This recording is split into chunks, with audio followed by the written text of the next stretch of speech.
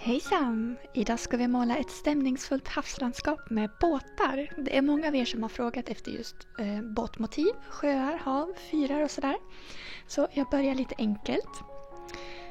Det här pappret som jag har på bordet här, det är genomblött fram- och baksida. Och sen har jag lagt det så att det ska läggas till på akrylskivan.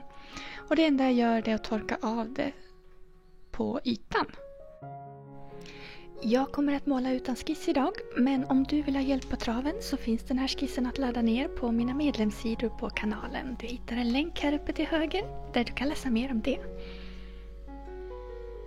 Och jag förbereder mina färger. Här har vi Ultramarine Blue och det jag gör är att plocka upp ur paletten och så blanda ut med vatten tills det inte längre är klibbigt. Då får jag så koncentrerade färger som möjligt. Jag kommer använda ultramarinblå, men här först så är det kobolt, turkos light som jag använder. Och jag lägger på den i korta snabba drag innan jag lägger i quinacridonröd. Och sen kommer jag ha ultramarin här i mitten och det är ju en kall färg. Oftast när jag målar landskap så är det ljust längst ner på himlen, men i det här fallet så har jag gjort tvärtom för att få en kvällsstämning. Jag tyckte att det blev det när jag lade mörka i mitten.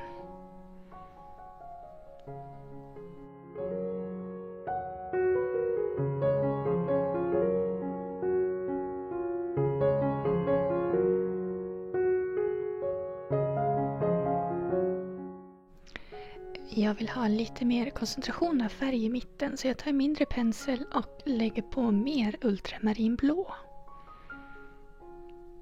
Medan färgen fortfarande är fuktig.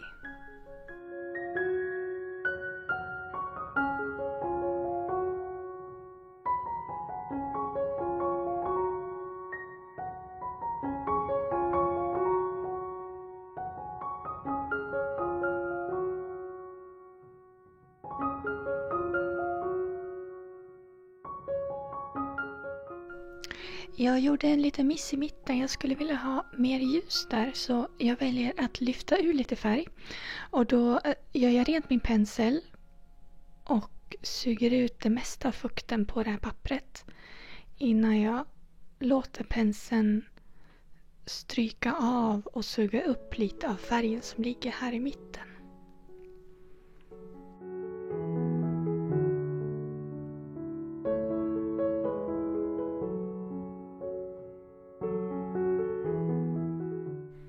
Nu är jag klar med första lagret så jag låter det här torka ordentligt innan jag fortsätter med nästa. Så här ser det ut dagen efter. Det har torkat och sen har jag skissat med blyerts ovanpå. Det är ganska enkelt att teckna med blyerts eftersom jag faktiskt kan sudda och ändra lite trots att jag har färg under.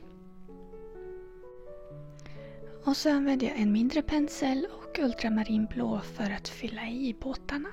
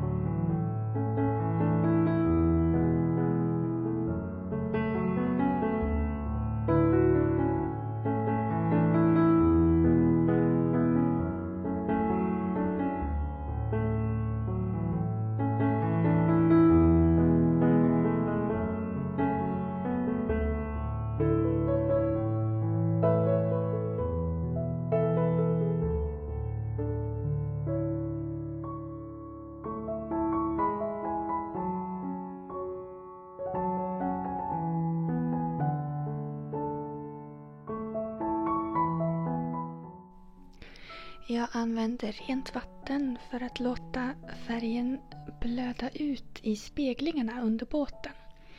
Om färgen redan har torkat på båten så använder jag en svag färglösning istället.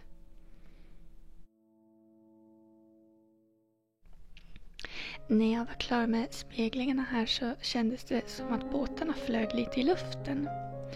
Så jag går tillbaka och lägger till en mörk färg.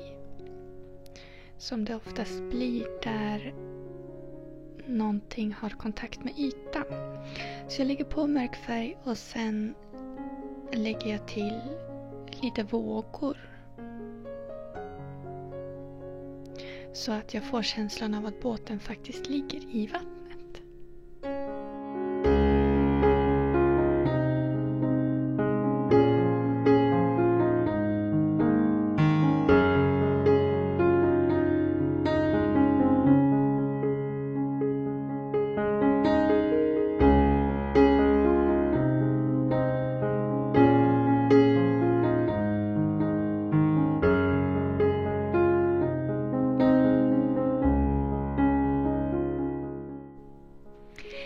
Det var det jag hade bjuda på idag.